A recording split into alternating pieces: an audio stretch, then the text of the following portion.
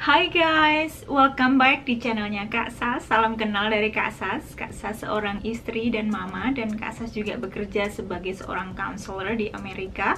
Dan Kak Sas kali ini mau share sedikit tentang apa yang Kak Sas tahu tentang kesehatan jiwa ya. Akhir-akhir ini Kak Sas mempunyai banyak pasien atau klien yang datang dengan isu compulsive eating, maksudnya makan di saat mereka sedih, di saat mereka anxious, di saat mereka depressed.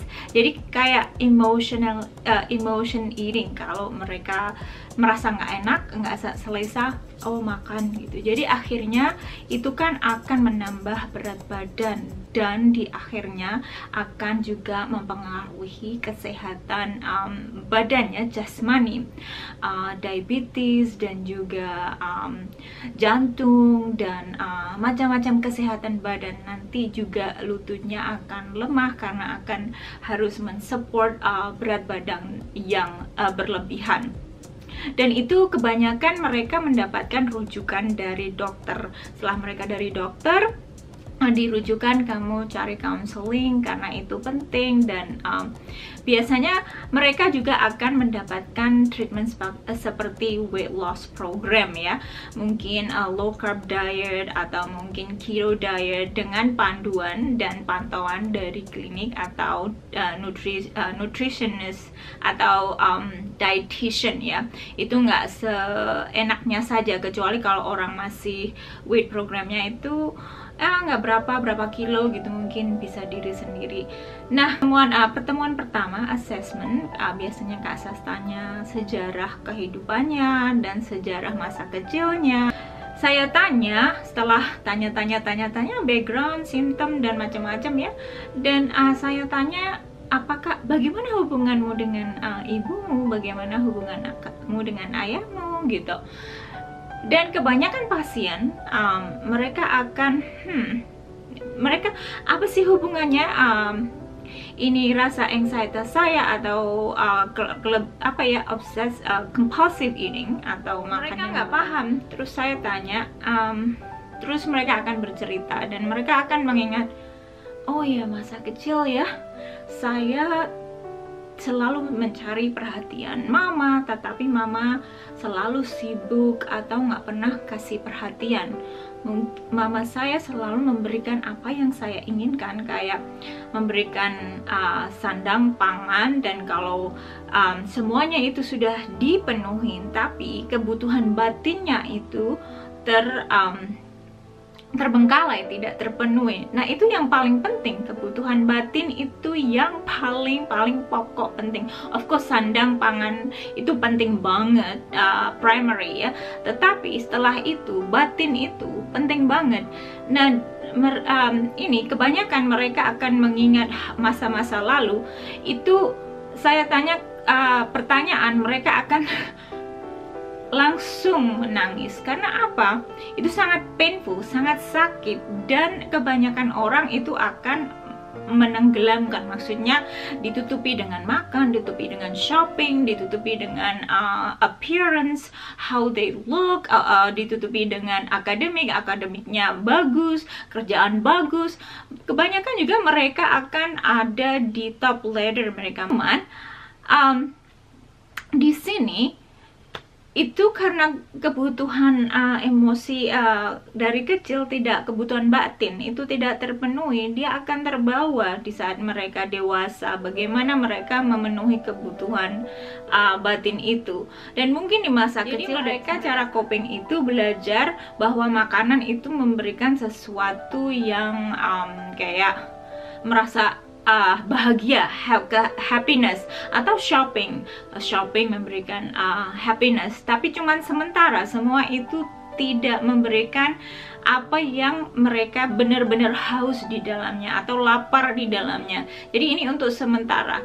Jadi itu coping mekanismenya itu semua itu yang kurang bagus. Dan kebanyakan juga kalau emosi, kebutuhan batin dari kecil tidak terpenuhi dan orang ini tidak aware, bisa juga mereka jadi ketagihan narkoba, karena mereka akan memenuhi kebutuhan itu dengan menutupi atau numbing perasaan mereka yang sangat-sangat memerlukan sesuatu yang ada untuk mereka di setiap saat.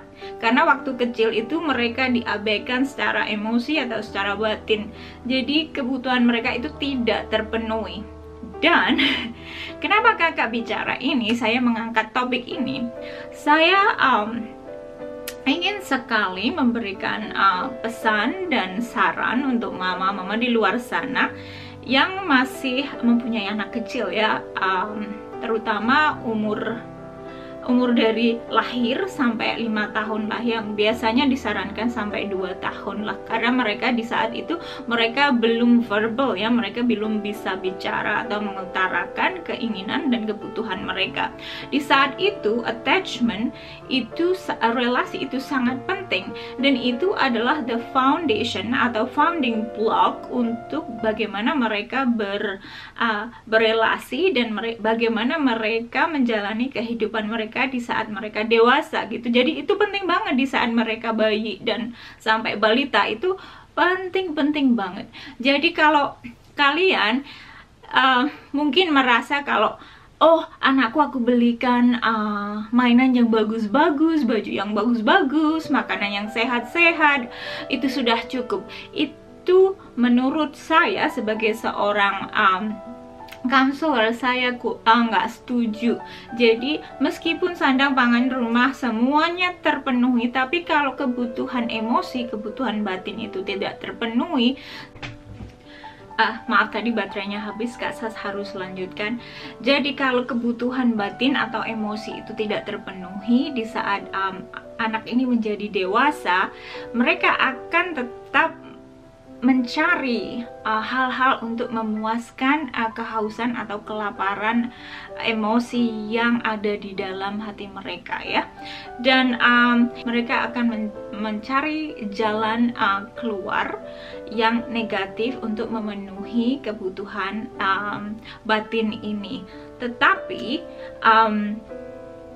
mereka tidak sadar kalau ini negatif, dan mereka tidak sadar karena hal-hal ini sudah memberikan mereka kepuasan. Seumpamanya dari kecil kalau merasa sedih apa-apa dikasih makanan, makan kan merasa happy, merasa senang ya mungkin anak, karena kadang-kadang makanan yang banyak gula-gulanya itu akan memberikan rasa kayak euforia gitu.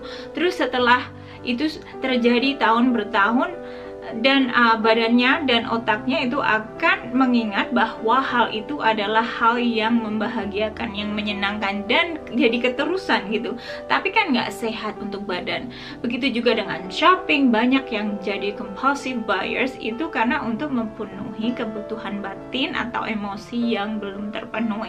Mereka akan shopping, belanja, tetapi kebahagiaan dari belanja itu tidak berlangsung lama. Sudah belanja, habis, dan nanti berhutang dan depresi karena kehabisan uang ya. Jadi akan berhutang, akan depresi, dan hal-hal lain akan menyebabkan tidak keharmonisan rumah tangga, dan juga financial problem, dan banyak hal lagi.